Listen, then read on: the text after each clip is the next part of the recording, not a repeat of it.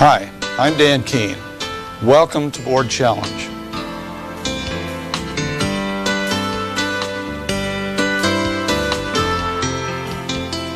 In this third tape in the Board Challenge series, I challenge your board to examine the relationship of the board's job to the job of the chief executive. Some board duties cannot be delegated to others. However, a great deal of the work of the board must be delegated to a professional manager who has the skills, abilities, and time to do the job. Keep in mind, the board is responsible for everything in this organization. That responsibility cannot be delegated. The board is always responsible to those you serve. But the reality is that you must delegate management to a specialist, the chief administrator. That sweeping delegation of management authority from board to a paid professional is one of the most difficult things you will do while serving on any board. The confusing issue of how much the board does and how much the board delegates to the chief administrator is the greatest cause of conflict on any board. The reason for that is the great difficulty of clearly defining who does what on the board team, because the board's job and the chief executive's job frequently overlap. Now, there are several ways you can deal with this problem, keep things in perspective, and prevent conflict in your board team. First, don't look at this as a turf battle.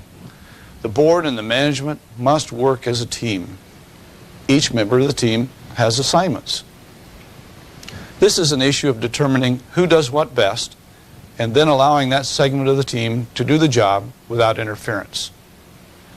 The board always has the authority to do whatever they want to do in whatever manner they want to do it.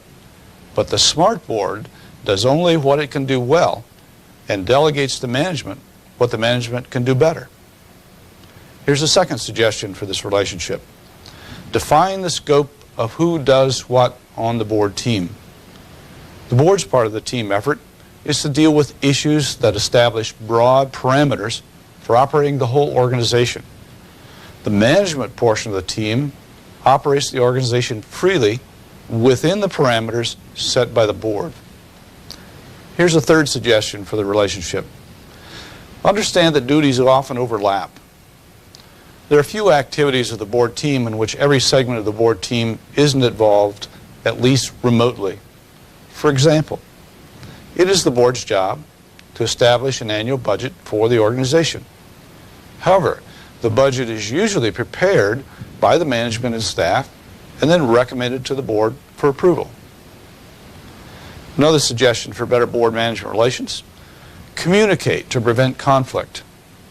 As I said earlier, sorting out management from governance is always difficult, so we must never be reluctant to have good team discussion about any issue. All parts of the board team must feel free to express concern about who is the most appropriate part of the team to do any job. There are some general principles that help us determine when the board should have a hands-on role and when the board should let management do the job. To illustrate those principles, I'm going to present to you now a series of items, and then I'm going to ask you to tell me which part of your board team, management or board, would take charge of this task. When I give the item, simply write on a piece of paper, board if you think it's a board job, or management if you think the job should be delegated to the chief executive. Let's start with an easy one. Establish the process for evaluating staff. Is that a management job or a board job? If you said management, you're right on. Personnel management is clearly a job the board delegates to the chief executive. Personnel management includes hiring, evaluating, disciplining, and terminating staff members. You expect your chief executive to be skilled in personnel management, so that person is the most logical one to do the evaluations of personnel. However, the board does have a role in staff evaluation. The board must determine that the process you will use to evaluate your one employee, the chief executive, then carry out that evaluation. Also, the board must be sure that the executive has an evaluation system in place for all other employees and that all staff are actually being evaluated every year. Staff complaints about employment practices are the most frequent source of litigation for any nonprofit. The best way to combat that is a good documentation of performance through an evaluation. Here's another item. Try this one. Invest a sudden windfall of surplus cash. Management job or board job? Well, the answer to this one is all in how you read the item. Actual investment of funds is a management job. However, determining investment policy for the organization is clearly a job for the board. Every board should have a board policy that dictates parameters for how the organization's finances will be handled. For example, your board may have an investment policy that says surplus funds will be invested in insured accounts, will be in liquid investments, and should be invested locally. Using that policy as a guideline, the management can invest money at any time without going back to the board for direction. The management could actually have the option of investing in several places, as long as those places fit the board's guidelines for investment. Of course, the board should have this policy in place well before there's any need to use the policy. Item 3, write the mission statement for the organization. Who does that, management or board? Again, if you answered management or board, you're right. While it's clearly the responsibility of the board to finally approve the mission statement for the organization, writing the mission statement requires insights from board members, management, staff, and anyone else who can act as a resource to that effort. It is not appropriate for management and staff to write a mission statement for the organization and then ask the board to approve it. All parts of the team, including staff, need to have ownership of the mission statement. The only way to accomplish that is by including all parts of the organization in the development process. Here's another item. Cut a program or a service to meet a revenue shortfall. Is that management or board? Final decisions on cuts of programs and services come from the board. This is a matter of determining the priorities for this organization. The board should determine the broad scope of the programs and services that the organization will provide. The board determines how the programs and services will be funded. Therefore, if programs are to be cut, the decision must be the board's finally. However, management and staff are close to the programs and services every day and know which ones are most needed, most effective, and highest priority for those who the organization serves. Therefore, the management and staff will make recommendations to the board for programs and services that will be cut. Management will also provide strong supporting evidence to the board for those recommendations. The board's job, then, is to weigh the recommendation from the management and make the final decisions on any cuts of programs or services. Here's item 5. Discipline an employee for sexual harassment of another employee. Is that management or board? If we're talking about line staff, this is a management job. Hiring, firing, disciplining, evaluating staff, those are all tasks delegated to the chief administrator. But if the chief administrator is the problem, then the board must discipline its own employee. I believe it is the board's job to establish a policy about sexual harassment within the organization. This is such a major social issue today, and it is a problem that gets many organizations into court. That's why I think the board needs to establish the policy that deals with the issue. Of course, the chief executive would likely recommend a policy to the board, and the chief executive would be responsible for most of the monitoring of the policy. Item 6, establish a dress code policy. Is that management or board? Now this one's confusing, but let's take it apart. It deals with management of staff. That should make it a management duty. But it says policy, and the board makes policy. Well, the issue of policy is frequently confusing, but understand there are 2 levels of policy. The chief administrator will create management policies, such as personnel policies.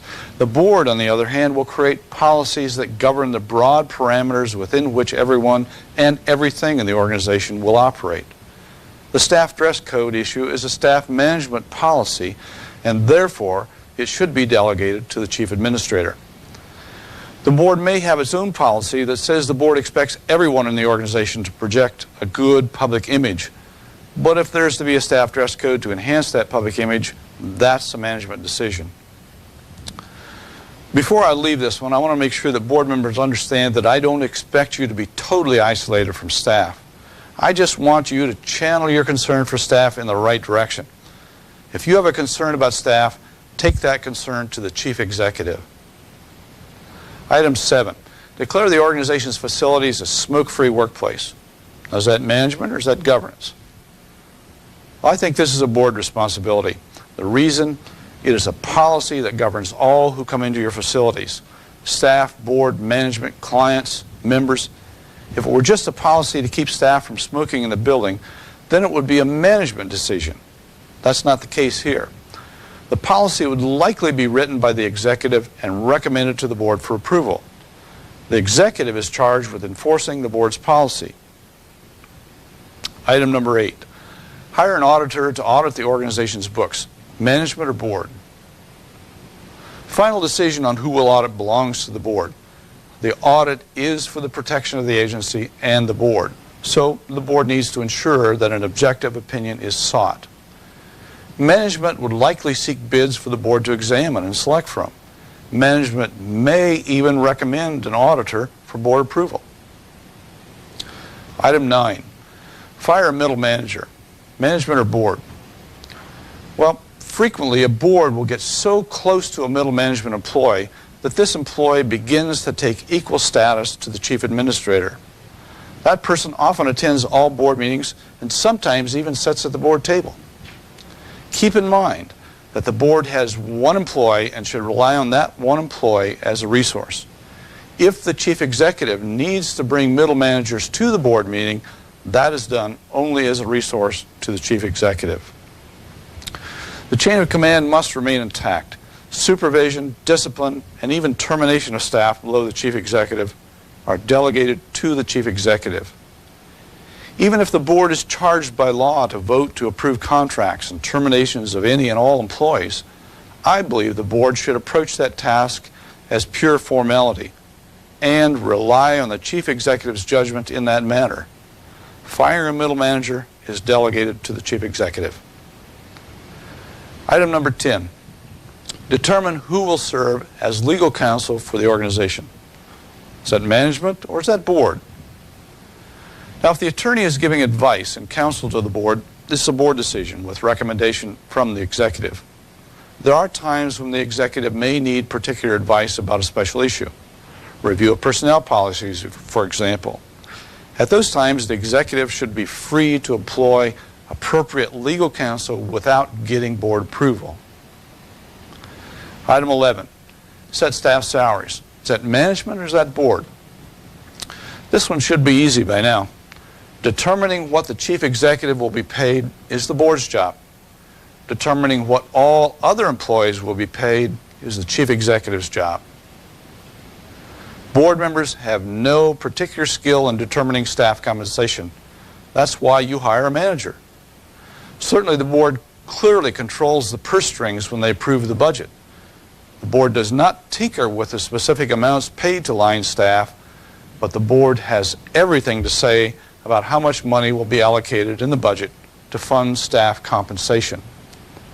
Of course, management should recommend to the board how much should be allocated to staff compensation, but the board's job is to set priorities for the organization's resources.